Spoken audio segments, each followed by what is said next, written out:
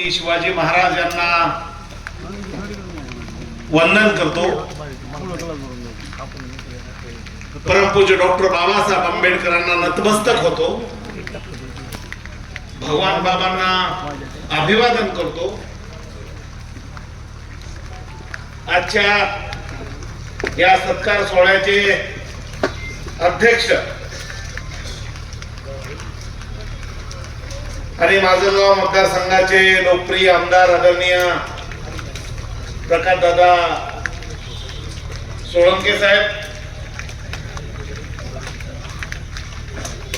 ज्यांचा आपण हा सत्कार सोहळा आयोजित केला,